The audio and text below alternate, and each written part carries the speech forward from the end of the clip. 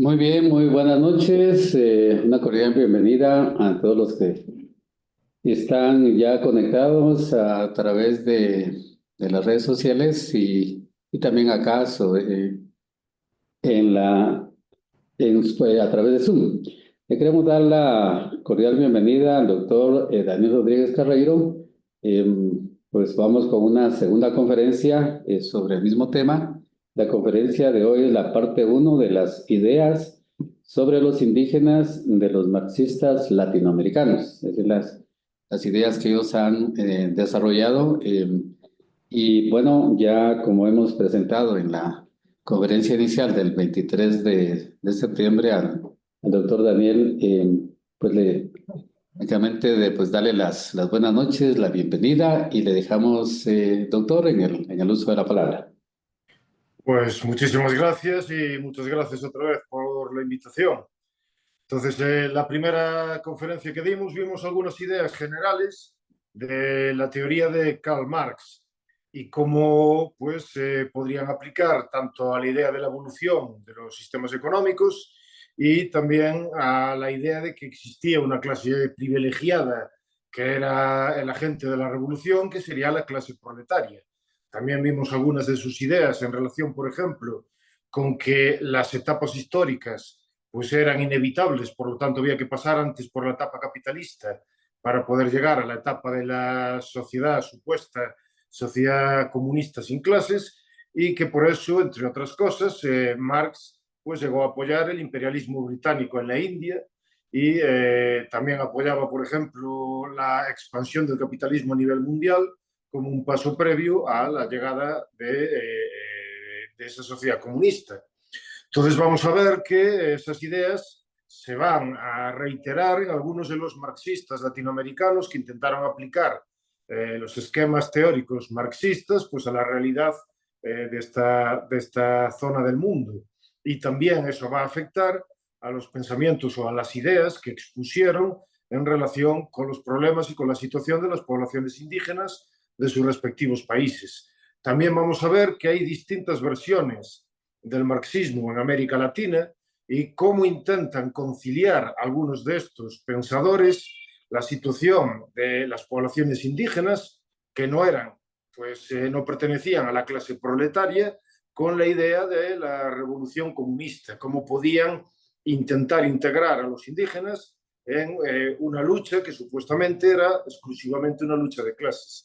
Entonces va a haber diferentes versiones, algunas van a ser más ortodoxas, otras van a ser pues un poco más heterodoxas en relación con su aplicación de las ideas marxistas.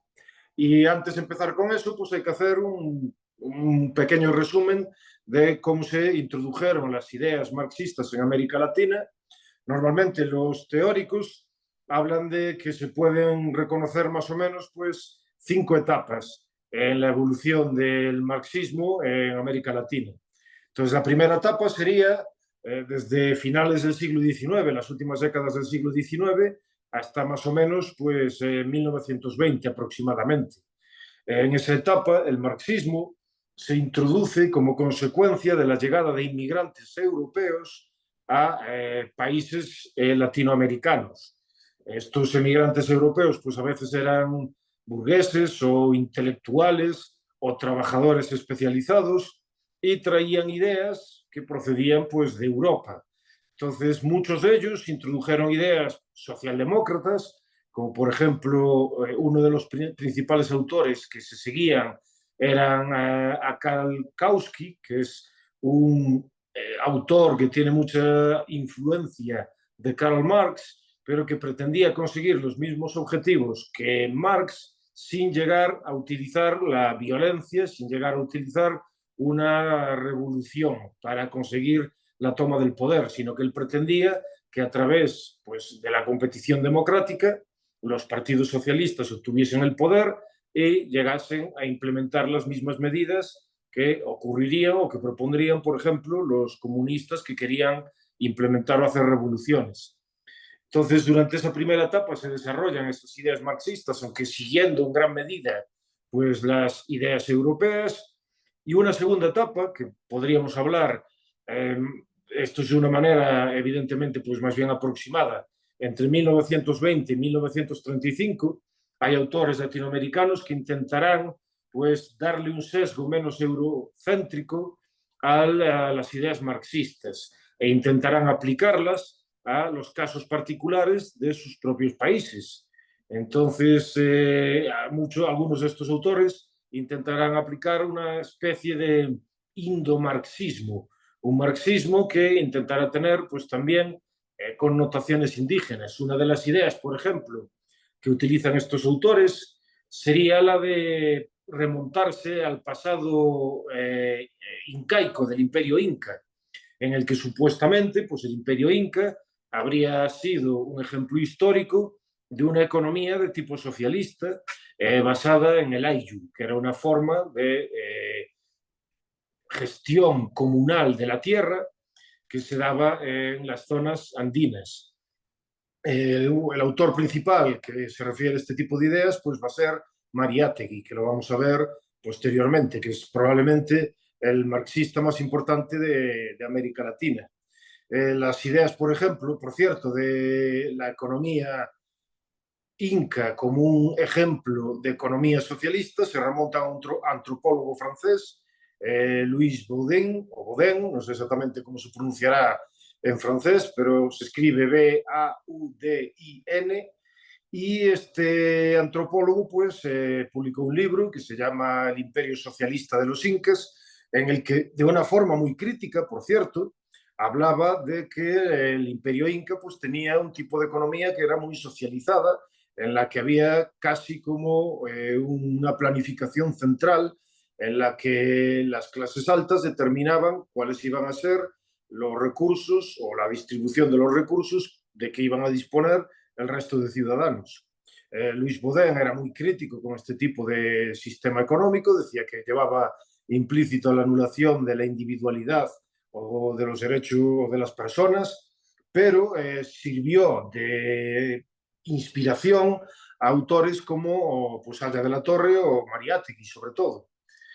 Esta etapa termina más o menos en 1935, más o menos a finales en esa década más o menos, y tiene pues los cambios son sobre todo pues la idea de que la Unión Soviética se convierte en la principal referencia del comunismo en todo el mundo. Entonces la Internacional Comunista, la Comintern, se va a convertir en una especie de referente intelectual y político para todos los marxistas del mundo.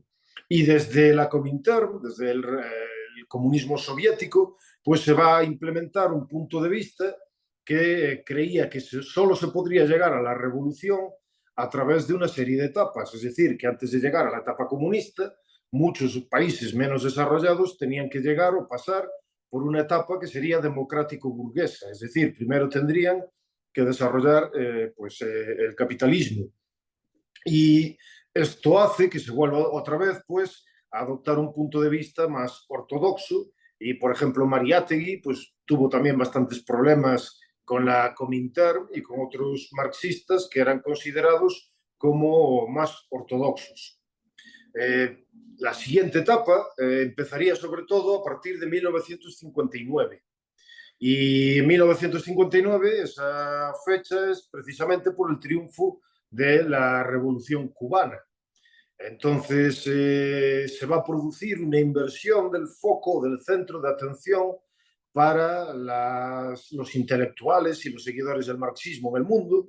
Entonces, sobre todo para los marxistas de América Latina, la Unión Soviética ya no será el referente precisamente porque hubo un proceso revolucionario que consiguió alcanzar el poder en un país de América Latina. Entonces eso sirvió de referente para muchos de los marxistas del resto de países de la región.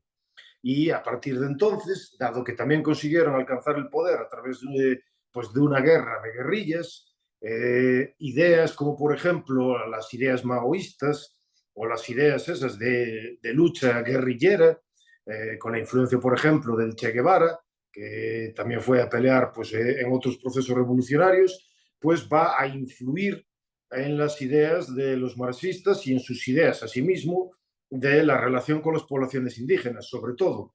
Muchos de estos marxistas, digamos, revolucionarios o de la guerrilla revolucionaria, van a intentar atraer a las poblaciones indígenas a esa lucha también de guerra de guerrillas, aunque pues con menos éxito en general del que buscaban. De hecho, en muchas circunstancias, en muchas situaciones, los guerrilleros marxistas acabaron también utilizando la violencia y pues masacrando a poblaciones indígenas. Los dos casos más importantes serían los que ocurrieron en Nicaragua con los misquitos, que fueron pues bastante oprimidos y hubo un montón de casos de asesinatos, incluso campos de concentración de los sandinistas. Y en el caso de Perú, Sendero Luminoso, una organización marxista que pues se puede considerar también como una organización terrorista porque utilizaba tácticas de terror, pues también acabó cometiendo muchos actos de violencia contra grupos indígenas, como por ejemplo los ashaninkas. Entonces, esta etapa, más o menos, terminará de forma también más o menos amplia en los años 80 o finales de los años 80. Sobre todo a finales de los años 80 se produce un fenómeno pues muy importante en el mundo, que es la caída del muro de Berlín. Y 2 años después, pues la caída también de la Unión Soviética. Entonces, la Unión Soviética, que fuera el país donde se realizara la primera revolución comunista, pues fracasó, desapareció, colapsó, y eso supuso un golpe tremendo para la mayor parte de los intelectuales de la izquierda radical del mundo, pues dejaron de tener el principal referente político que los había guiado hasta entonces, y además también porque pues, parecía que las ideas marxistas de la inevitabilidad del comunismo y de la inevitable caída también del capitalismo no se estaban cumpliendo. No solo eso, sino que además otro proceso importante para este cambio a partir de finales de los años 80 fue que en gran medida todas las previsiones y predicciones de Karl Marx no se llegaron a cumplir.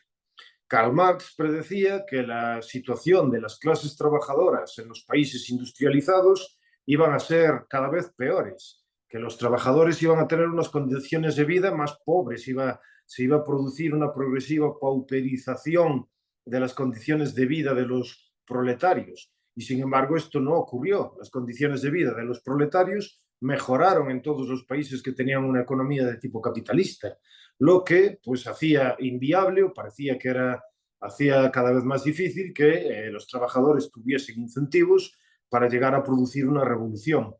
Entonces, otras ideas, como por ejemplo lo que se conoce como el marxismo occidental, que intenta mezclar ideas marxistas con ideas de tipo culturales, como por ejemplo las ideas de la hegemonía de Gramsci o las ideas de Freud o las ideas de lo que se conoce como la escuela de Frankfurt, que serían, por ejemplo, Marcuse o Horkheimer, empiezan a tener más importancia porque aluden a aspectos culturales y no únicamente a aspectos económicos, que eran fundamentalmente los que se centraba la teoría marxista.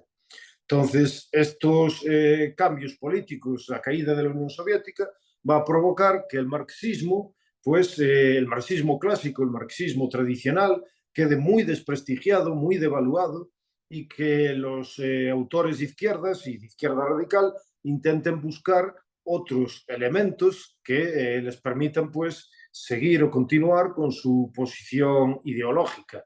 Y normalmente van a intentar introducir esos elementos de tipo cultural. Y esa sería pues la última fase, digamos, de la influencia del marxismo, que en América Latina se va a corresponder con las ideas, por ejemplo, de la descolonización o como ideas también de lo que se conoce, que le llamaron sus propios defensores, el indianismo. Por ejemplo, el indianismo catarista de un autor como Reinaga. Entonces, eso lo veremos en la siguiente conferencia. En esta conferencia vamos a ver, sobre todo, pues, lo que pertenece a las primeras 4 etapas. Las ideas marxistas, digamos, pues, que intentan tener una influencia más directa de Karl Marx, pero que a la vez se dieron cuenta de una situación peculiar. Esa situación peculiar era que los países de América Latina, de la misma forma que lo que había ocurrido, por ejemplo, en todos los países donde triunfó una revolución comunista, eran países que no se suponía que podían llegar a hacer una revolución porque no seguían la serie de etapas históricas que promovía Karl Marx. Es decir, eran países que no estaban muy industrializados, ni que eran países que tuviesen una economía capitalista muy desarrollada. Al contrario, la mayor parte de los países, por ejemplo, Rusia o China o Camboya, eran países agrarios con muy poca industrialización y ahí fue donde triunfó la revolución comunista.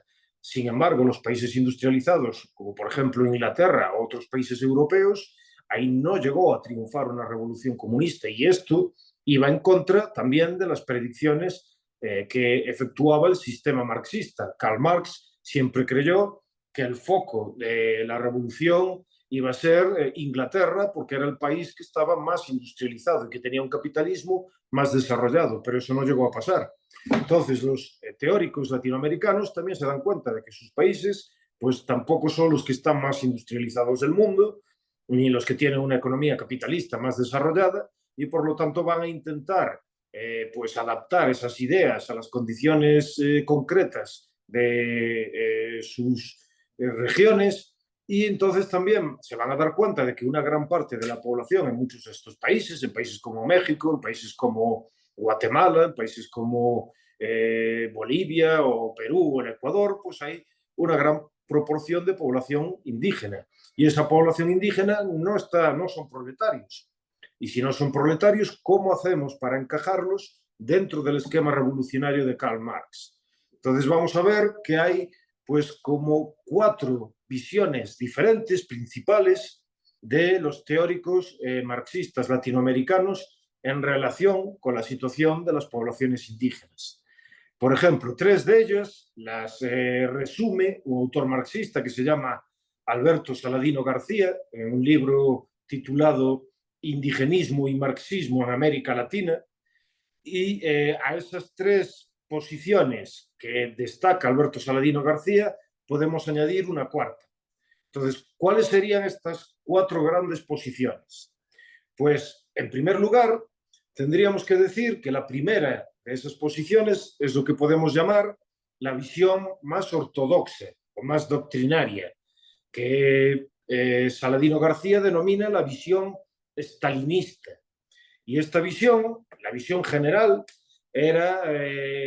indicaba que el problema de las culturas indígenas y la situación de las poblaciones indígenas se debía a la continuidad de relaciones de tipo precapitalista. Entonces, había que transformar, era necesario transformar las condiciones económicas de las poblaciones indígenas para poder llegar primero a construir economías capitalistas que después llegarían a dar lugar a la creación de proletarios que harían la revolución. Entonces, la idea general era que para estos marxistas latinoamericanos las poblaciones indígenas tenían que desaparecer, no físicamente me refiero, sino en cuanto a cultura. Tenían que dejar de ser indígenas para convertirse en proletarios y tenían que adoptar un punto de vista que supuestamente pues, era más moderno. Tenían que modernizarse y abandonar sus culturas tradicionales. Y esto sería un paso previo necesario para poder llegar a la etapa histórica del socialismo y de la etapa de la sociedad sin clases. Entonces, por lo tanto, la solución general que van a proponer estos autores es la proletarización de las poblaciones indígenas, convertir a los indígenas en proletarios. Tenían que ir a la ciudad, tenían que trabajar en fábricas, tenían que abandonar sus culturas tradicionales. La segunda de las perspectivas podemos denominarla, o la denomina de esta forma, por ejemplo, Alberto Saladino García la denomina como la perspectiva reformista o demomarxista. Demomarxista porque se refiere a demo o demos, que significa pueblo, y se relaciona con las ideas, sobre todo de Stalin, en relación con los problemas de las minorías nacionales. Entonces, muchos de estos autores van a decir que las poblaciones indígenas constituyen minorías nacionales dentro de sus propios países y que están oprimidas por otras naciones diferentes.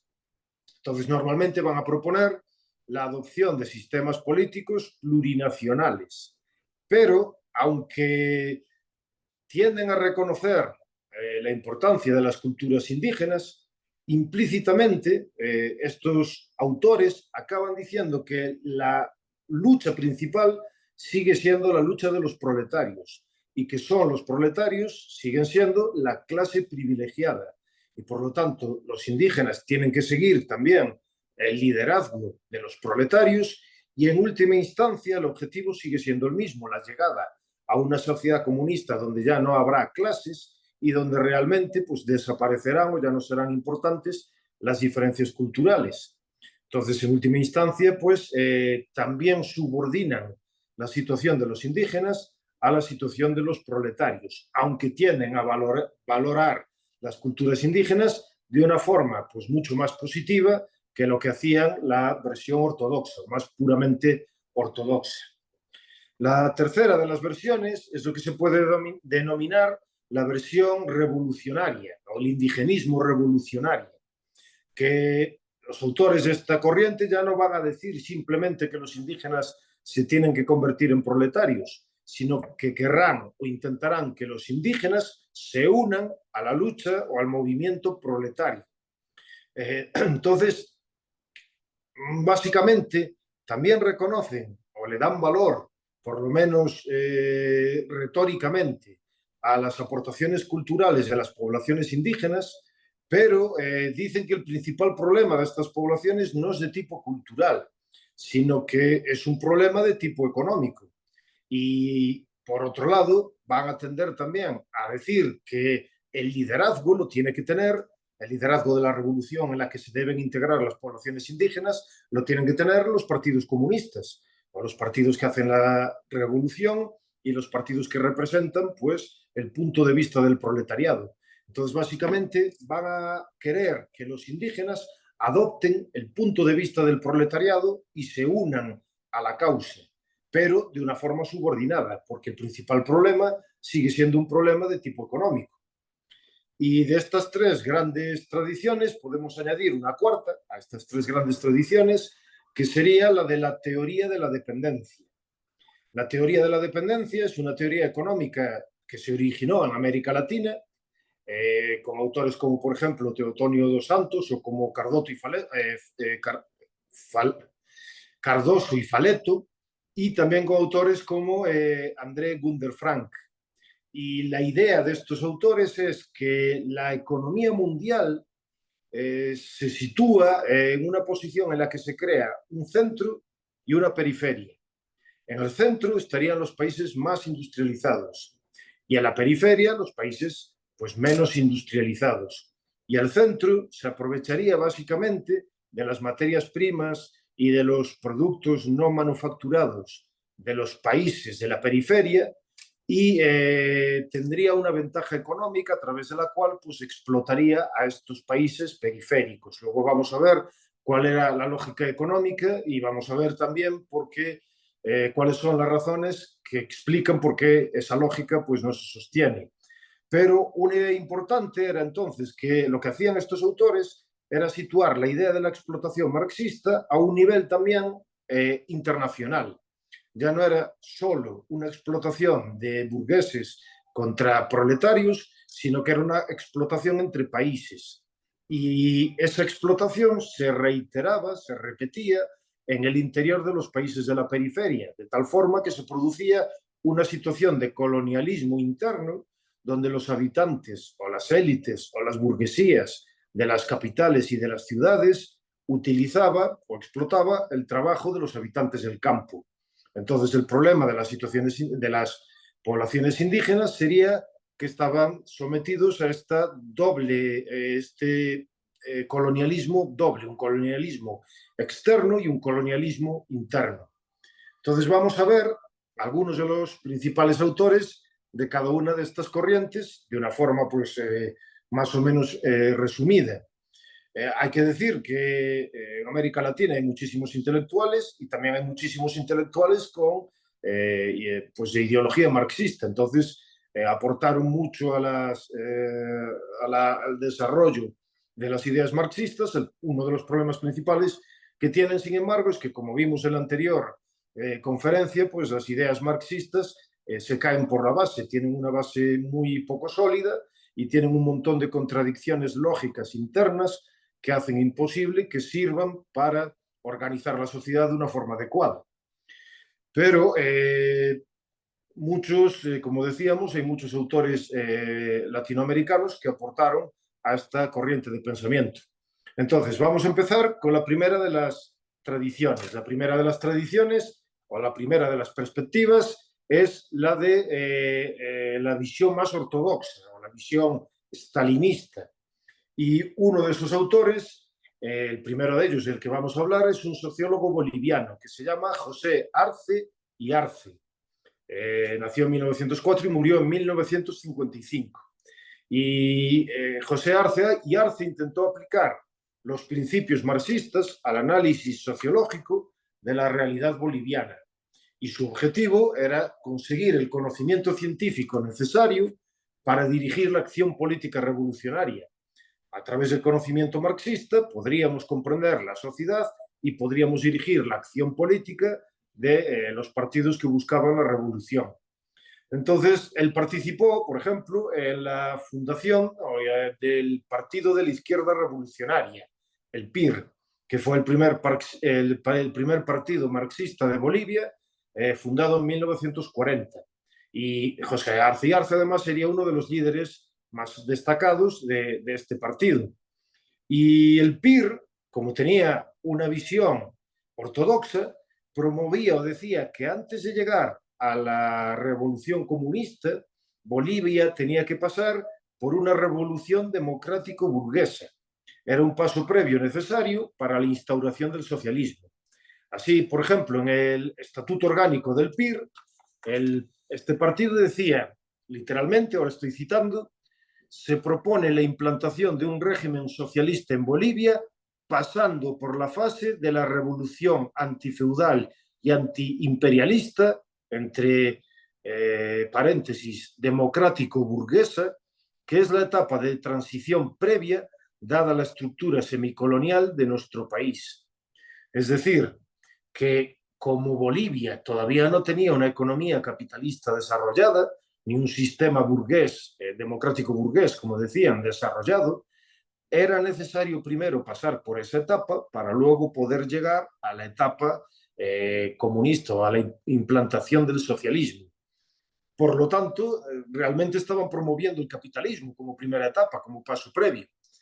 Y según Arce, por ejemplo, el principal problema de la sociedad boliviana y de otras sociedades de América Latina, se podría extrapolar el pensamiento de este autor a otros países, pues no era exactamente una economía capitalista, no era el capitalismo el problema de estos países, sino la persistencia de un régimen económico que denominaban de tipo feudal o de tipo semifeudal.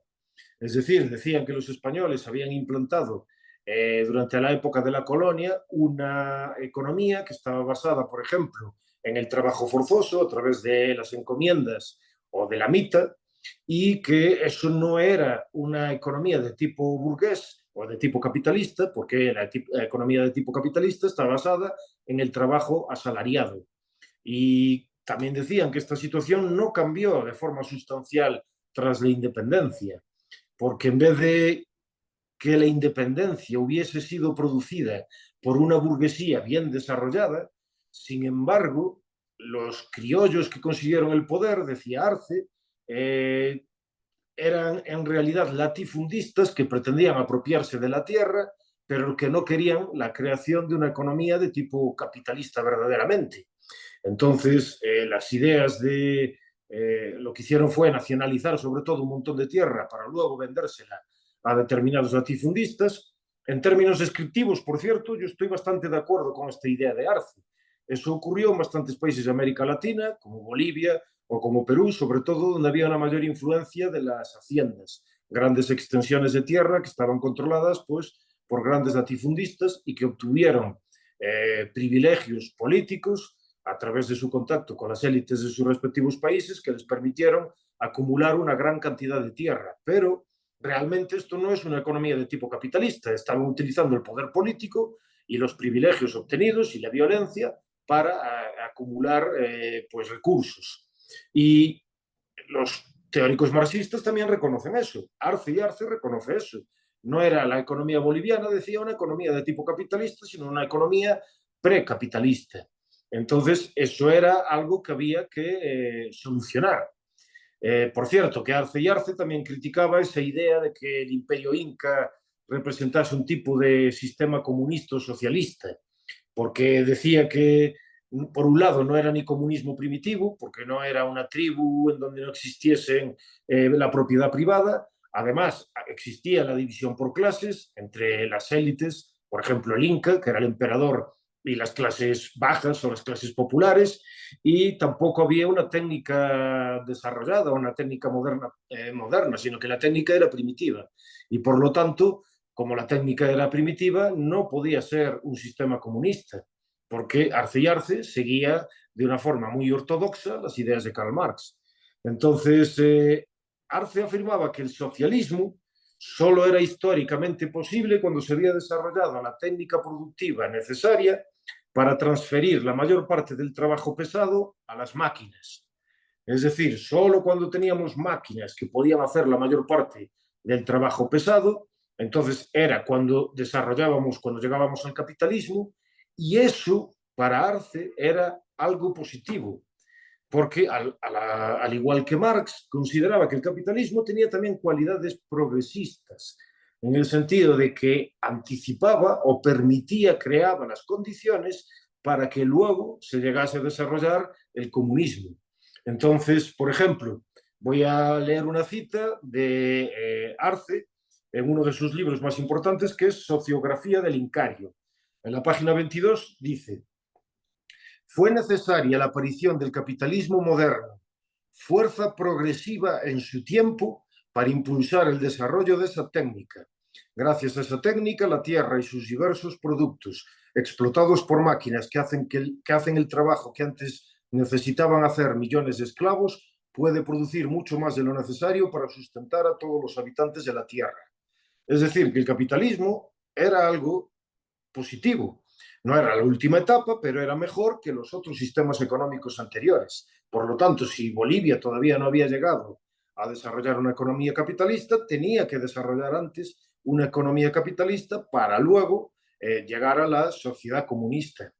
Sin embargo, el capitalismo pues, también producía contradicciones, y la contradicción principal era que creaba a la clase que acabaría con el propio capitalismo, que es el proletariado o la clase obrera. Y con el triunfo de la revolución socialista, pues se pondría fin a todas las opresiones y se lograría la emancipación completa de la humanidad y viviríamos en una especie de paraíso en la tierra. Y ya no habría conflictos tampoco, ni entre razas, ni entre naciones, ni nada de eso. Pero, dado que la clase proletaria era la clase principal, los indígenas tenían que convertirse en proletarios. Arce y Arce decía que era necesaria la proletarización del indígena para llegar a producir la revolución democrático-burguesa. Entonces, las culturas indígenas realmente eran una forma de atraso, según este autor, y las aportaciones culturales de los indígenas no eran muy importantes. Tenían que modernizarse, tenían que convertirse en proletarios para poder después pues llegar a producir esa sociedad comunista.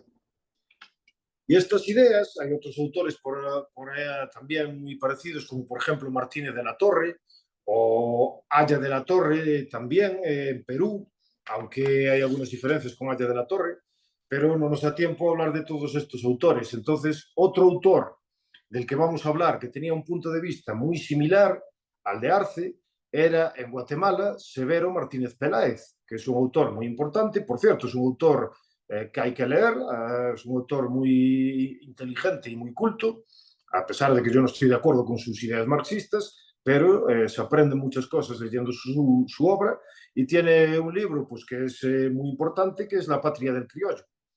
Y Severo Martínez Peláez va a tener un punto de vista que es también básicamente ortodoxo, marxista. Se va a enfrentar a la visión étnica del conflicto social. En lugar de eso, va a decir que el conflicto principal es un conflicto de clase, no es un conflicto cultural. Y el problema de las poblaciones indígenas tampoco es un problema cultural, sino que es un problema fundamentalmente de tipo económico. Entonces, ¿cuál era el problema principal, según este autor? ¿Qué es lo que dice en La Patria del Criollo que era el problema principal de Guatemala? Pues básicamente, igual que Arce, dice que el problema de Guatemala era la persistencia, la pervivencia de una economía de tipo feudal o de tipo precapitalista. Rechazaba las ideas de que los españoles habían creado una economía de tipo capitalista en los países de América Latina. De hecho, decía, pues precisamente que formas de trabajo forzado como la encomienda eran más parecidas a la economía feudal que a una economía capitalista que se basa también, como dijimos, en el trabajo asalariado. Entonces, como él niega que existiese una economía capitalista antes de la independencia, el problema de las poblaciones indígenas no se podía deber al capitalismo, porque no se había desarrollado todavía. Entonces el problema era la pervivencia de una economía de tipo feudal. Además, también tenía una visión particular sobre las poblaciones indígenas. Básicamente decían que estas poblaciones no podían identificarse con las poblaciones prehispánicas, sino que la aparición, él le llama así, dice, la aparición del indio, son frases o palabras del propio Severo Martínez Peláez, que el indio había sido creado por la colonia. La colonización, el proceso de colonización de los españoles fue el que creó a las poblaciones indígenas que antes de la llegada de los españoles tenían otras características culturales diferentes. Entonces, si la cultura indígena existente en la época de Severo Martínez Peláez se debía a la situación política y económica impuesta por los españoles, y esa situación económica y política era una situación de tipo precapitalista que impedía la llegada del comunismo, pues Severo Martínez Peláez no va a tener una opinión muy positiva sobre las culturas indígenas. De hecho, él decía que básicamente la situación de opresión de las poblaciones indígenas se correspondía o era la causa de también la cultura indígena. Entonces, la situación de los indígenas solo se podía transformar cuando los indígenas desapareciesen como tal, dejasen de ser indígenas y se convirtiesen en una clase social diferente. Es decir, cuando se convirtiesen en proletarios. Así, por ejemplo, y ahora voy a citar también a Severo Martínez Peláez en La Patria del Criollo. Este marxista, autor marxista, decía: así pues, el problema del indio surgió al mismo tiempo que el indio como clase, ya que la opresión hizo al indio y lo ha conservado como tal, lo que equivale a decir que la verdadera solución del problema del indio tendrá que buscarse en la supresión de los factores de opresión que detienen y conservan en un crecido sector de trabajadores agrícolas de nuestro país las características del siervo colonial. Básicamente, y esto lo va a decir después también en su obra, Severo Martínez Peláez defendía lo que él llamaba un proceso de desindigenización, es decir, que los indígenas tenían que dejar de ser indígenas, tenían que abandonar su cultura, tenían que abandonar sus tradiciones, tenían que abandonar sus características peculiares, tenían que convertirse en proletarios y tenían que integrarse en el seno de una estructura capitalista, en las fábricas, y eso sería el paso previo también para la revolución comunista. Y de la misma forma, pues Severo Martínez Peláez tiene frases muy poco positivas sobre la cultura y sobre las lenguas indígenas. Decía que había que evitar toda visión romántica de estas culturas, que no había que hablar o ver como si tuviese cuestiones positivas o como si fuese algo que mereciese la pena mantenerse en el futuro, sino que realmente creía que las culturas indígenas eran un factor de atraso, que eran un obstáculo para el progreso y que debían desaparecer. Por ejemplo, él estaba a favor de que desapareciesen todas las lenguas indígenas y que todos los indígenas hablasen exclusivamente español. Por lo tanto, como vemos, pues tenía un punto de vista que era muy negativo en relación con las culturas de las poblaciones indígenas. Creían que deberían convertirse en otra cosa diferente, básicamente en proletarios. Y esto encaja realmente muy bien con las ideas del propio Karl Marx. Es la lógica a la que lleva las ideas de Marx a la idea de que la clase proletaria pues es la clase que realmente va a conseguir la revolución comunista y por lo tanto todas las otras culturas pues deberían desaparecer. Otros autores que no eran exactamente marxistas, por ejemplo, algún antropólogo indigenista en México, como Aguirre Beltrán, también va a defender políticas emprendidas por el Estado mexicano y por los antropólogos indigenistas, utilizando también el mismo lenguaje y los términos marxistas. Así, por ejemplo, Aguirre Beltrán decía en México que la idea de integrar a las poblaciones indígenas en la economía y en la cultura nacional permitían que se transformase una explotación por otro tipo de explotación, una explotación más antigua por un tipo más moderno de explotación, es decir, una explotación precapitalista por una explotación capitalista, cuando los indígenas se convirtiesen en proletarios. Y eso, pues, permitía que el indígena se convirtiese también en la clase revolucionaria que luego emanciparía y resolvería todos los problemas de la sociedad.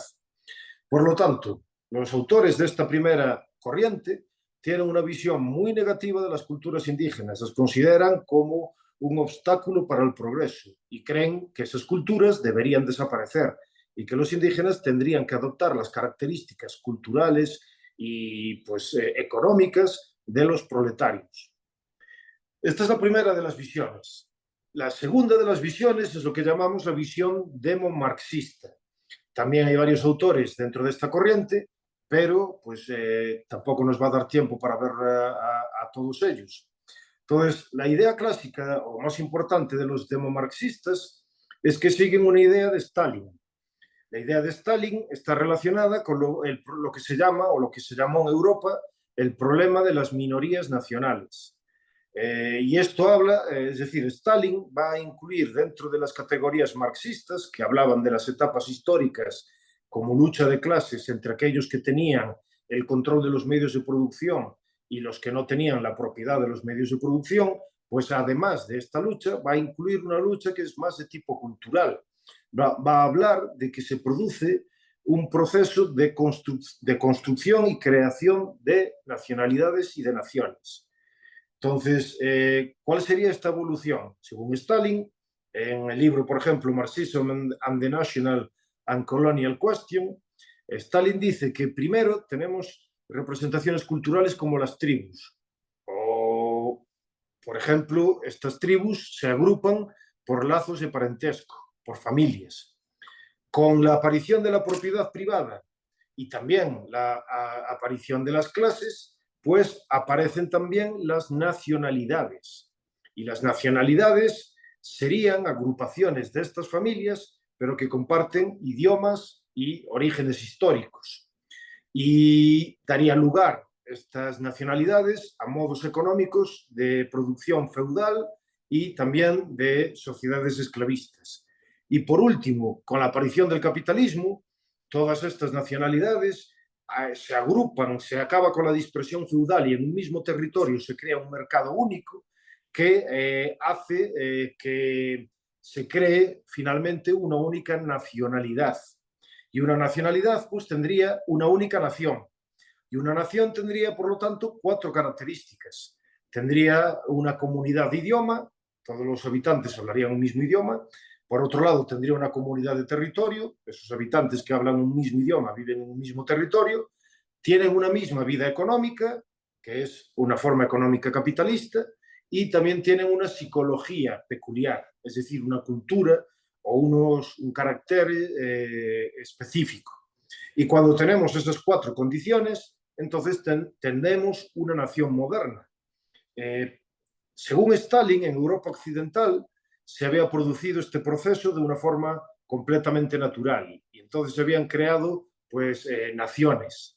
Sin embargo, en Europa oriental no se creó este proceso de una forma natural, sino que algunas naciones llegaron, que se crearon o que se desarrollaron económicamente antes que otras nacionalidades, acabaron oprimiendo a nacionalidades minoritarias.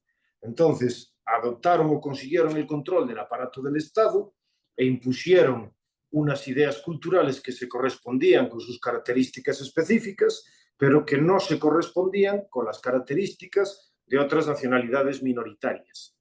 Y los teóricos demomarxistas de América Latina van a aplicar estas ideas a la situación de las poblaciones indígenas en América Latina. Van a decir que las poblaciones indígenas constituyen como nacionalidades, grupos que tienen características culturales, pero que tienen también, están sometidas a la opresión de un grupo nacional que puede ser pues, mayoritario o no.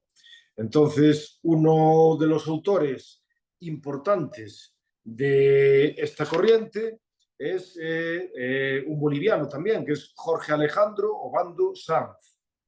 Jorge Alejandro Obando Sanz también participó en la fundación de un partido, el Partido Comunista de Bolivia, en 1950, y también fue pues, político, fue su primer secretario general.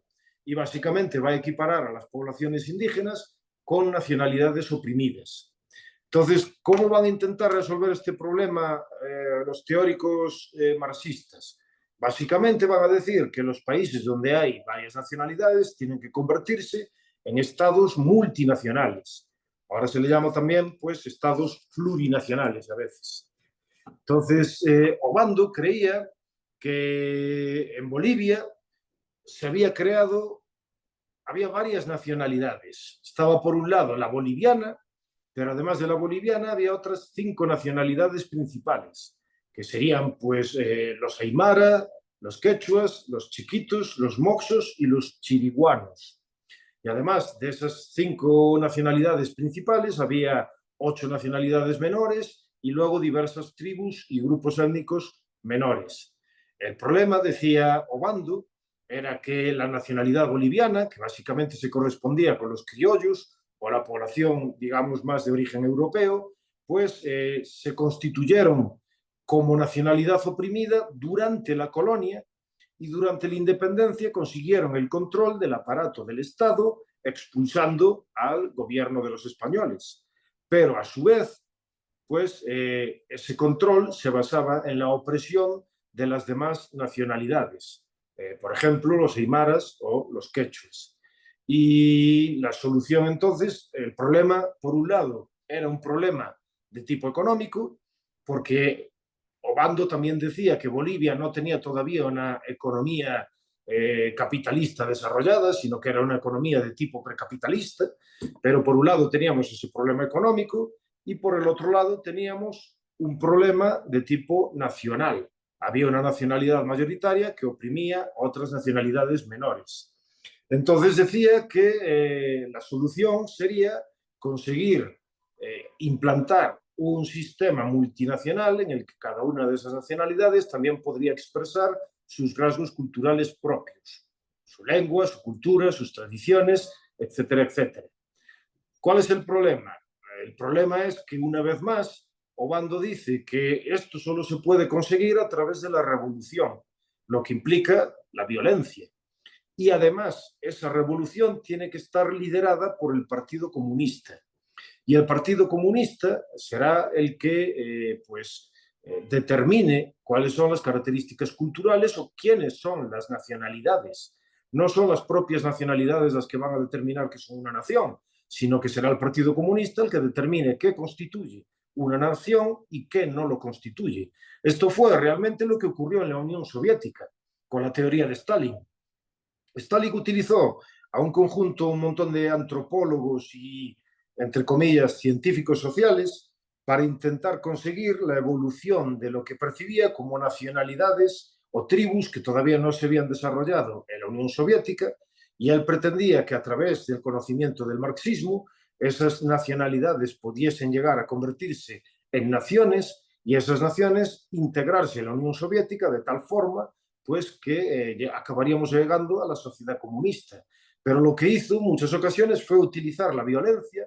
Esto lo pueden leer, por ejemplo, en un libro de Francine Hirsch que se llama Empire of Nations, un imperio de naciones, en los que pues, describe cómo fue históricamente este proceso y describe también los actos de violencia, porque cuando muchos de estos pueblos o tribus no aceptaban los puntos de vista del Partido Comunista, lo que hacía el Partido Comunista básicamente era exterminarlos o llevarlos a campos de trabajo o campos a gulags. Entonces utilizaron la violencia cuando había algún tipo de resistencia ante el punto de vista del Partido Comunista. Y el problema, pues, con Obando es como también va a poner al Partido Comunista como el líder de todo ese proceso revolucionario, realmente todos los demás problemas van a ser secundarios y los indígenas pues también van a tener una situación subordinada. Esta sería la segunda de las visiones. La tercera de las visiones pues es lo que podemos llamar el indigenismo revolucionario. Y el indigenismo revolucionario tiene sobre todo, primero como referente a Mariátegui, pero después, como consecuencia del triunfo de la Revolución Cubana, pues muchos de los que podemos denominar como autores indigenistas revolucionarios van a seguir el modelo de la Revolución Cubana, creen que se puede aplicar, creen que se puede conseguir el poder a través de la guerra de guerrillas. Entonces, Mariátegui, que es el primero de los autores que vamos a ver, es probablemente el marxista más importante de América Latina, y Mariátegui va a intentar, utilizando esa idea del Ayllu, del imperio incaico, pues va a intentar aplicar una forma de comunismo que llama comunismo indoamericano. Es una versión propia del comunismo para América Latina. Intenta no ser tan eurocéntrico como las ideas de Marx. Entonces, básicamente dice que el comunismo en América Latina es posible, a pesar de que todavía no se haya desarrollado una economía de tipo capitalista, porque hay un precedente histórico, un precedente cultural en ese sistema colectivo del Ayllu. Y esto es lo que hace o lo que permite que los indígenas puedan participar también en la revolución comunista, pues manteniendo también su cultura. Sin embargo, Mariátegui, al igual que todos los marxistas, va a insistir con mucha rotundidad en que el principal problema no es un problema de tipo cultural. El problema de los indígenas es un problema fundamentalmente económico. Por lo tanto, las características culturales van a ser también cuestiones secundarias. Y un autor que podemos integrar dentro de esta tradición en Guatemala, por ejemplo, sería Mario Palleras. Mario Palleras pues, fue un guerrillero que también intentaba pues, conseguir un proceso revolucionario, alcanzar el poder, y según ese punto de vista, pues los indígenas tenían que participar en los procesos revolucionarios y las guerrillas tenían que intentar pues, acudir donde estaban las poblaciones indígenas para que participasen también en la lucha contra la opresión capitalista. Y Mario Palleras hablaba, por ejemplo, de que muchas de las características culturales de las poblaciones indígenas se podrían mantener en cuanto los comunistas obtuviesen el poder.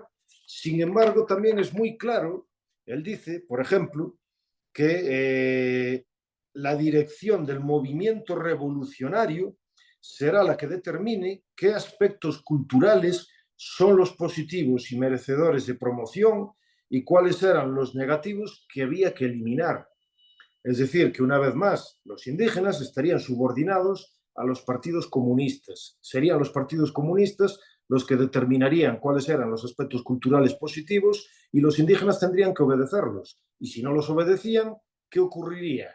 Pues ocurriría lo que ocurrió probablemente lo mismo que ocurrió, por ejemplo, en Perú con Sendero Luminoso, que intentó integrar a los indígenas ashaninkas en también los procesos revolucionarios, pero en este caso Abimael Guzmán, el líder de Sendero Luminoso, creía que las culturas indígenas eran culturas atrasadas que suponían un obstáculo.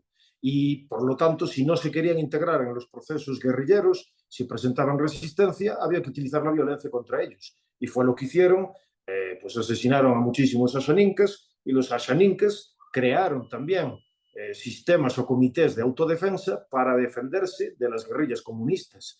Y lo mismo ocurrió, por ejemplo, con los misquitos en Nicaragua. En Nicaragua también los sandinistas intentaron integrar a los indígenas misquitos entre los procesos revolucionarios, pero muchas veces también utilizaban la violencia contra ellos e intentaban que abandonasen sus tradiciones y sus culturas y pues asesinaron a muchísimos de ellos o los ponían en campos de concentración o ejercían distintos tipos de opresiones. Entonces, con esto tendríamos un repaso general de las tres grandes o primeras tradiciones. Nos quedaría todavía la tradición de la teoría de la dependencia, pero como se está terminando pues, el tiempo, lo dejamos por aquí y para la siguiente conferencia empezamos por esos autores, los teóricos de la dependencia. Muchas gracias. Muy bien, muchas gracias, doctor, muy amable. Vamos a empezar a dar el espacio ahí de tiempo para las preguntas. Tenemos una media hora ahí para preguntas, así es que animamos ahí a todos los participantes a que empiecen a trasladar sus preguntas a través de Facebook y nosotros se las estaremos trasladando al doctor para que él nos las pueda responder. Así es que adelante.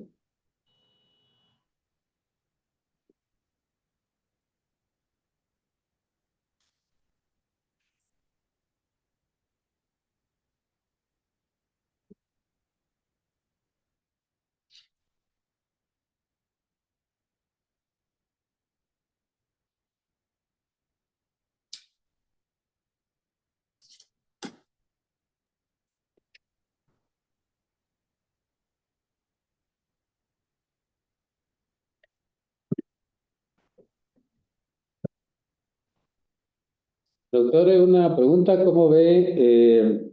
Bueno, todo ese proceso que se llevó aquí en Centroamérica de la implantación ahí del comunismo, principalmente en Nicaragua, que, pues que ahora uno de sus máximos líderes, líder que es Ortega, está ahora de presidente y lo que ahora está haciendo, ¿cómo lo ve usted? Sí, bueno, ahí se produce, bueno, políticamente a mí no me parece positivo, pero se produce, es interesante intelectualmente, porque de los sandinistas, por ejemplo, en la época entre el 79 y el 90, tenían una visión que era más característicamente revolucionaria, más ortodoxa dentro del marxismo. Sin embargo, en la actualidad, pues el tipo de ideas que promueven tienen relación con esa transformación que se produce a partir de los años 90 con la caída de la Unión Soviética. Es decir, las ideas que les influyen son, por ejemplo, lo que se conoce como el socialismo del siglo XXI, que introduce algunas modificaciones, también ideas populistas, también ideas relacionadas con la descolonización, también ideas relacionadas con el antiimperialismo, pero desde un punto de vista también pues, más posmoderno, ideas, por ejemplo, como lo del buen vivir. Entonces, es interesante porque volvió a conseguir el poder, pero las ideas que ahora están sosteniendo no tienen o no son lo mismo que las ideas marxistas ortodoxas que defendían grupos como los sandinistas entre el 79 y el 90. Y lo mismo pues ocurrió en otros lugares, como por ejemplo el movimiento del socialismo en Bolivia, no sigue exactamente tampoco las ideas marxistas ortodoxas, sigue algunas de ellas, pero es una transformación interesante. Es una transformación sobre todo que revela cómo los movimientos de izquierdas intentaron afrontar el fracaso del comunismo a través de su principal representante, que era la Unión Soviética. Muy bien, perfecto. Ya tenemos aquí varios comentarios y preguntas. Kimberly, excelente conferencia, gracias. Hay más personas felicitando sobre la conferencia. Tenemos una pregunta, bueno, este es ¿puedes pasar, no? ¿De Emilio? ¿O de China? Permítanme. Un segundito, sí. Ya tenemos acá en el chat, más abajo. Un segundito.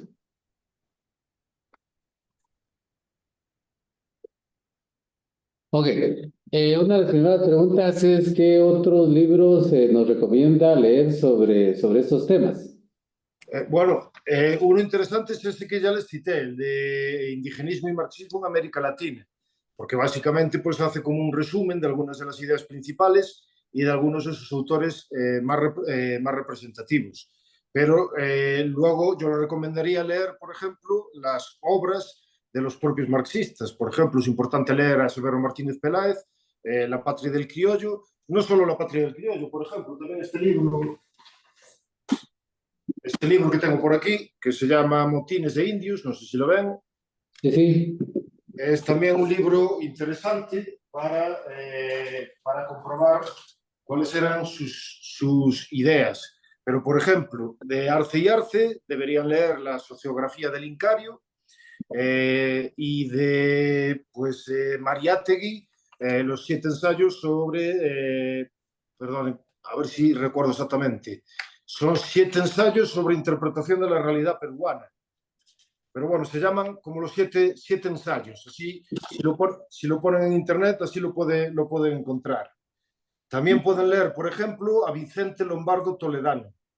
Vicente Lombardo Toledano, por ejemplo, tiene un libro que se titula El problema del indio, y en ese libro habla o expone muchas de las ideas ortodoxas del marxismo en relación con las poblaciones indígenas, y también una de las visiones demomarxistas. Después de un viaje, porque él era un político de la Revolución Mexicana, viajó a la Unión Soviética y pues adoptó ese punto de vista también de que los indígenas eran como nacionalidades minoritarias.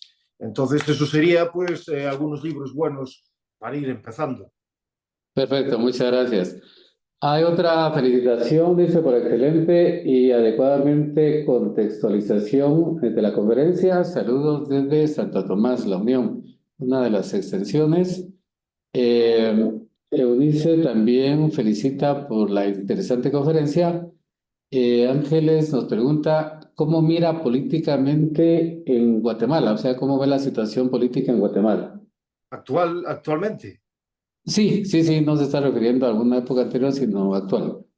pues ahí me tienen que perdonar, pero yo en general prefiero estudiar en profundidad los temas para intentar hablar con algo de propiedad sobre ese tipo de cuestiones. Y en la situación actual política de Guatemala, pues no creo que no estoy lo suficientemente preparado como para dar una opinión bien formada. Entonces me perdonarán si no doy mi punto de vista. Muy bien, perfecto, doctor. Jojo Lemus nos pregunta, ¿cómo entienden actualmente los indígenas la lucha de clases? Bueno, depende a qué nos referimos por indígenas, porque hay que tener en cuenta que los indígenas, no, los pueblos o pueblos originarios, como se les llama desde algunas perspectivas, no son un grupo homogéneo, no son como una especie de bloque unitario que tiene todas las mismas ideas y tienen todos los mismos intereses. Entonces depende de qué tipo de indígenas o qué grupos culturales específicos nos estemos refiriendo, y por lo tanto hay muchas visiones diferentes, pero en general una tendencia que ocurrió es, sobre todo en los años 90, a partir de los años 90, muchos de estos grupos o agrupaciones indígenas empezaron a criticar la idea del marxismo como una idea eurocéntrica, como una idea que no era propia pues, de sus tradiciones culturales, sino que era una idea impuesta. Por ejemplo, Fausto Reinaga hablaba justamente de eso, de que él comenzó siendo marxista, pero acabó rechazando el marxismo, y el problema que ocurre es que sitúan o hacen un cambio en la lucha de clases sustituyendo al proletariado por las poblaciones indígenas. Y en muchas ocasiones algunos de estos teóricos pues también defienden ideas muy similares a las marxistas, pero en lugar de que la opresión sea fundamentalmente económica, hablan de una opresión fundamentalmente de tipo cultural. Y esa sería una de las pues, características peculiares de algunos teóricos marxistas. Además, pues eso, hay también ideas relacionadas con la descolonización, por ejemplo. La idea de la descolonización tiene ideas como que no solo los sistemas políticos y económicos fueron impuestos por países occidentales o ideas occidentales, sino además también las categorías mentales, las ideas, y que por lo tanto hay que eliminar esas ideas y todo tipo de cosa que suene a Occidente para poder llegar a la emancipación. Entonces se produce algo parecido a lo que hablábamos en la conferencia, en la última conferencia, sobre la extraña muerte del marxismo. El marxismo deja de tener la relevancia que tuvo durante mucho tiempo, pero muchas de sus categorías, como por ejemplo la idea de que hay dos clases enfrentadas que solo pueden, pues solo a través de la violencia o del sometimiento de una de ellas por la otra, pues se podrá resolver la cuestión, eso se sigue manteniendo. Muy bien, hay otra de Gerardo, dice, ¿qué aportes han hecho las cosmovisiones indígenas a la construcción de alternativas al capitalismo y el modelo de desarrollo occidental? Bueno, una de las, por ejemplo, de las ideas más, digamos, de moda desde, sobre todo desde los años 90 es la idea del buen vivir, que es una idea que aparece en países como Bolivia o como Ecuador y que ahora pues está, o hay gente que intenta trasladarla a otros países, a Guatemala, por ejemplo, y la de idea del buen vivir, pues hay diferentes también versiones. Hay algunas versiones que son más puramente socialistas, hablando de esa idea de la colectivización de los bienes, o también hay otra versión que es una versión más ecologista, con ideas, por ejemplo, con lo de la Pachamama y la idea de la madre naturaleza y pues evitar el uso indiscriminado de recursos naturales. Y luego, por otro lado, habría una versión que sería más culturalista, que dice que hay que mantener las tradiciones culturales de las poblaciones indígenas y que el capitalismo, pues, resulta como una especie de problema o de idea que acaba con esas tradiciones culturales. Sin embargo, también yo, desde mi punto de vista, por ejemplo, se pueden analizar lo que ocurre en otros países del mundo, donde también hay poblaciones indígenas. Y en muchos de ellos se está produciendo, por ejemplo, hay algunos que defienden la idea de un capitalismo de tipo indígena. Es decir, el capitalismo es una estructura económica, una forma de, como una técnica. No tiene unas características culturales, no está asociado a unas características culturales concretas. Entonces, muchos pueblos con características culturales diferentes pueden desarrollar una economía de tipo capitalista, que es una economía más productiva, sin necesidad de perder sus características culturales específicas. Por eso yo creo que, aunque hay ideas interesantes en la defensa de las culturas que tienen pues, estas tradiciones de pensamiento, sobre todo desde los años 90, el principal problema que yo veo es que creen que el capitalismo es algo negativo o que es algo malo, que es lo que produce pobreza, y yo tengo un punto de vista completamente contrario a esa idea. El capitalismo produce riqueza y además es compatible con la idea del orgullo y el respeto por las propias tradiciones culturales. Y creo que, por ejemplo, los países del sudoeste asiático son ejemplo de eso. Son países donde las culturas tradicionales pues se siguen defendiendo y a su vez son capaces de desarrollar economías de tipo capitalista muy productivas. Muy bien, muchas gracias. Gustavo González nos pregunta, ¿cuál es la razón por la cual, a pesar de que está claro que los socialistas usan a los indígenas para sus fines revolucionarios, estos siguen cayendo en los cantos de sirenas creyendo que con ellos estarán mejor? Bueno, en la actualidad depende también de la situación o de la región o del país del que estemos hablando. Tenemos que tener en cuenta que, por ejemplo, los ejemplos de los que yo estuve utilizando de Nicaragua o de Perú, en muchas situaciones los indígenas no estaban pidiendo o llamando por la revolución marxista, simplemente se encontraron con los guerrilleros, pues como quien dice, a la puerta de su casa. Entonces, no es como que ellos voluntariamente intentasen realizar actividades guerrilleras. Y luego, por otro lado, está también la situación de que es posible para determinadas élites políticas, pero lo mismo ocurre, por ejemplo, con otros movimientos que no tendrían connotaciones étnicas. El problema que tienen los estados modernos es que tienen una gran capacidad para redistribuir bienes y recursos. Y aquellos que consiguen el control político tienen capacidad para distribuir esos recursos entre sus seguidores.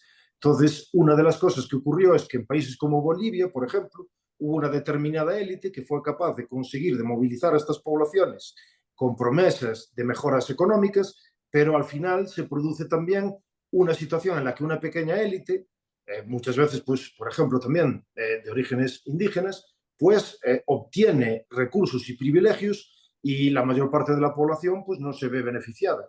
Entonces, eso es uno de los motivos. Pero luego también hay pues motivos, por ejemplo, ideológicos, es decir, muchas veces para comprender cuáles son las consecuencias necesarias de una determinada doctrina política, pues hay que estudiarla en profundidad. Y eso pues a veces es pues tedioso o difícil, o hay que pues leer muchos libros y muchas visiones diferentes. Entonces muchas veces es más fácil tener como un punto de vista, digamos, pues como más de partido o más de emotivo que no un punto de vista más teórico o racional.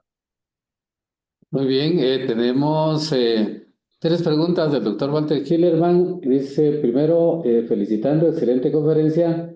La primera pregunta dice, el error del Che en Bolivia al creer en la población indígena, que la población indígena le iba a apoyar en su lucha revolucionaria. La segunda es la continuidad de la represión misquita en Nicaragua.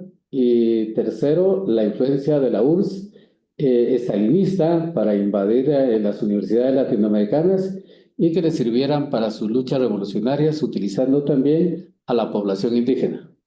Sí, bueno, la URSS con lo de la población indígena tenía como ese punto de vista más ortodoxo. Entonces, en general, el Comintern defendía más bien, primero, la necesidad de llegar a una revolución democrático-burguesa. Esa era, por cierto, también fue la idea que tenía Lenin antes de alcanzar el poder en Rusia. Pues defendía la idea de que en estos países primero había que conseguir una revolución democrático-burguesa para luego llegar a conseguir esa revolución. Y la idea de integrar más bien a los indígenas en los procesos revolucionarios fue más bien, desde mi punto de vista, humildemente, a lo mejor me equivoco, pero creo que fue más bien producto de autores como Mariátegui primero y después como resultado del triunfo de la Revolución Cubana, que no directamente por la influencia de la Unión Soviética, no directamente.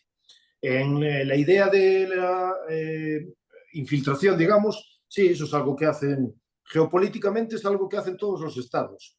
Y en esto también, pues, quiero decir, no es algo que hagan exclusivamente estados comunistas como la Unión Soviética. En general, los estados en la competición geopolítica, en la lucha de poder en el tablero internacional, intentan conseguir todos los instrumentos o todas las ventajas posibles, y una de ellas es la de influir pues, en las ideas culturales. Y la Unión Soviética lo hizo. También hay que decir que en general una de las críticas que tenían muchos de los marxistas de América Latina era que la Unión Soviética le concedía menos importancia a América Latina que a otros lugares del mundo. Pero es verdad que esa influencia existió. Y finalmente, pues yo estoy de acuerdo también con el error ese del Che, de pensar que las poblaciones indígenas pues iban a sumarse así voluntariamente, porque muchas veces los intereses no coincidían en absoluto. Y muchos de los marxistas, de hecho, pues no conocían estas poblaciones o tenían ideas muy equivocadas sobre ellos.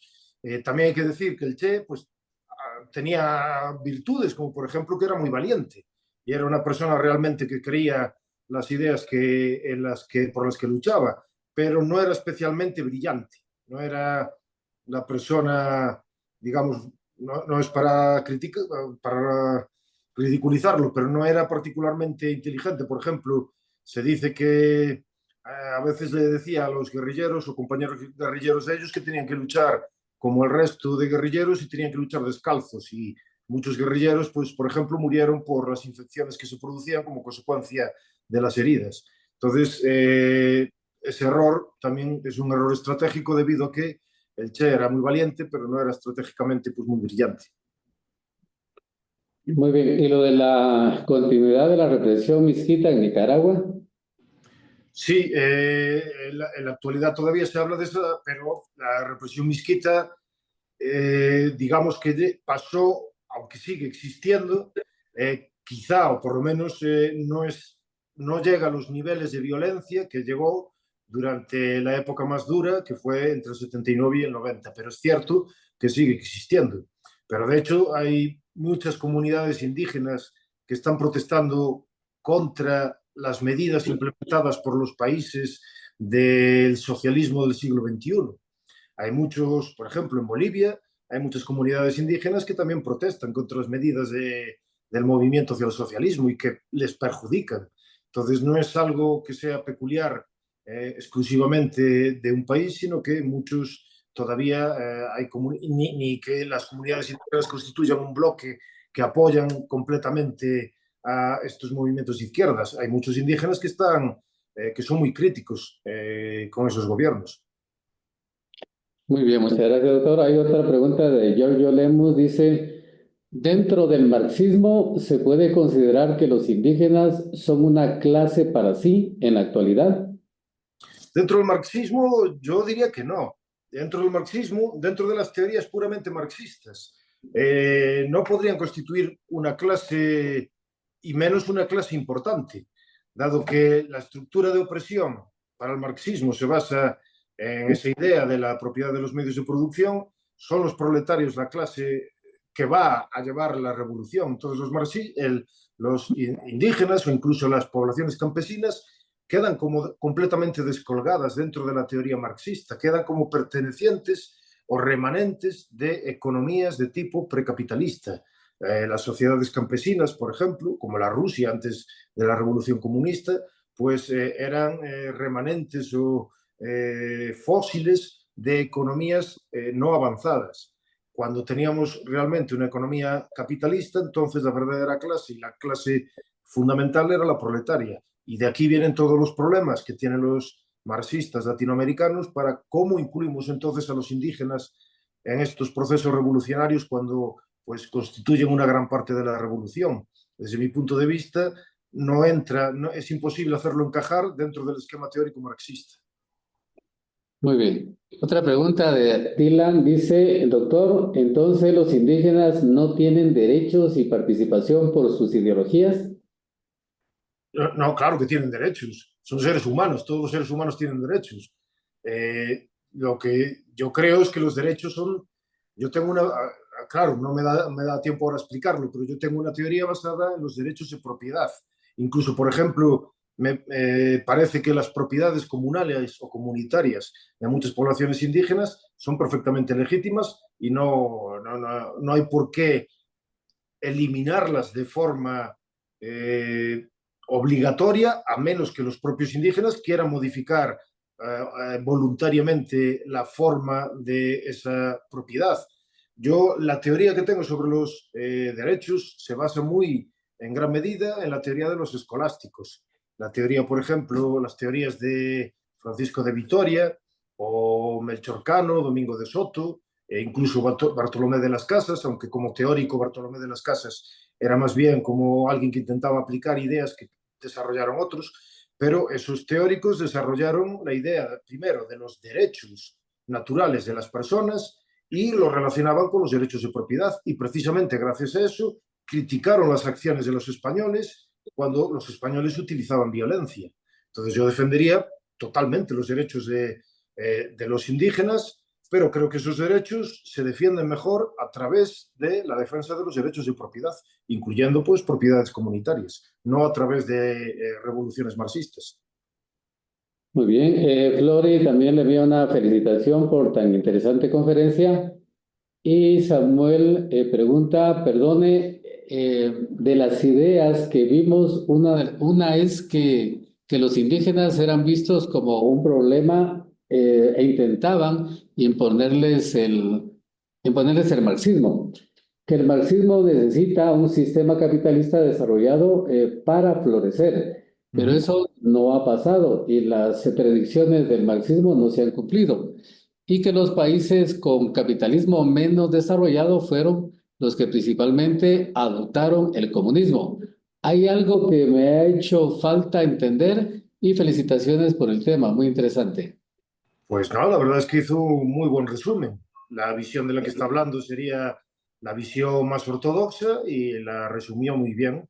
La idea es que para la visión ortodoxa las poblaciones indígenas representaban un obstáculo al progreso porque era la pervivencia de un tipo de economía precapitalista, por lo tanto tenían que proletarizarse para poder desarrollar un sistema capitalista que luego llegaría a dar lugar a la revolución comunista. Y, sin embargo, esa teoría marxista, esa predicción, que era también una predicción, no se llegó a producir porque ¿dónde se produjeron revoluciones comunistas? En países que no tenían capitalismo desarrollado, Rusia, China, e incluso Cuba también, y pues Camboya, Vietnam. O sea que, no, muy bien, el resumen que hizo es muy bueno. Muy bien. Janet también le felicita, excelente disertación. Manuel dice, doctor, si no hubiera tanto socialismo en la actualidad, ¿cómo fuera actualmente? Si no hubiera tanto socialismo, pues Sí. sería mejor. No, no sé exactamente cómo sería, pero sería mejor. El socialismo tiende a ser muy efectivo en la provisión o en la creación de miseria y de muerte. Entonces yo creo que cuanto menos socialismo haya, pues mejor. Y de hecho, pues yo creo también, por ejemplo, a mí, yo ya les dije, creo que ya les dije muchas veces, yo soy gallego. Yo mi primer idioma no es el español, es el gallego. Entonces yo estoy muy orgulloso de mi cultura y de mi tradición y entiendo que las poblaciones indígenas estén orgullosos de su cultura y de sus tradiciones y de las cosas buenas que tienen. Eso creo que es compatible con ideas que no son de tipo socialista y creo que es compatible defender ese orgullo por la tradición y por la cultura a la vez que proponemos sistemas económicos que son más productivos, como por ejemplo el desarrollo del sistema capitalista. Muy bien. Doctor, haciendo, tal vez como una comparación, un análisis, usted diría que el socialismo pues ha tenido más desarrollo porque se ha manejado más como una ideología y el capitalismo más bien como un sistema o como una técnica, digamos, que está al alcance de todos, porque igual, ¿verdad? En un país socialista, los que siguen utilizando el capital o los medios de producción, pues obviamente siguen siendo los dirigentes y al final yo creo que los únicos que se enriquecen o se generan dos clases, ¿verdad? Así que toda la población pobre y pues los dirigentes son los que sí tienen bastante dinero, pues a costillas de los demás. Entonces, el capitalismo, ¿considera usted que se ha manejado como una ideología o eso tal vez es lo que le ha faltado, digamos, al capitalismo? Yo no sé, creo que como ideología no se puede defender directamente. Habría que introducirlo dentro de un conjunto de ideas que incluya la defensa del sistema capitalista porque proporciona pues, una mayor productividad y un incremento de la calidad de vida de las personas. Pero las ideas que deben acompañar a esas ideas económicas pues son ideas de tipo filosófico sobre la justicia, por ejemplo, la idea del respeto a los derechos de propiedad y de cómo se adquieren legítimamente las propiedades. Entonces yo creo que el capitalismo es, como yo le digo, desde mi punto de vista pues, personal, es técnica, no es como una cosa ideológica que debamos defender ideológicamente. Es simplemente decir, esto es un instrumento mejor que nos permite pues, ser más ricos y por lo tanto, si queremos ser más ricos, pues nos va a ayudar. Pero luego estoy totalmente de acuerdo con lo que dijo usted. Normalmente en los países, por ejemplo, en los países socialistas se producía también una división de clases. Y esta es la verdadera, desde mi punto de vista, división de clases que existe. Es la teoría sociológica libertaria de las clases, que se divide entre los que pueden obtener recursos utilizando la violencia y los que sufren la violencia, los que producen riqueza, pero se le extrae a alguien a través de la fuerza. Entonces se producen de una forma espectacular esas dos clases en los países de tipo comunista, pero también voy a decir, es algo que ocurre también en los países occidentales. Los países occidentales, los políticos tienden a proponer pues, medidas de redistribución de la riqueza porque es más fácil ganar elecciones de ese tipo, promueven un montón de medidas intervencionistas o de regulación y al final también pues, perjudican el crecimiento de esos países porque crean instrumentos o estados burocráticos enormes que controlan la vida de sus poblaciones y que perjudican y retrasan el crecimiento económico. Ok, y entonces, si estamos hablando del capitalismo más como una técnica, ¿cuál sería la parte filosófica del capitalismo? La parte filosófica para mí sería, por ejemplo, la teoría política.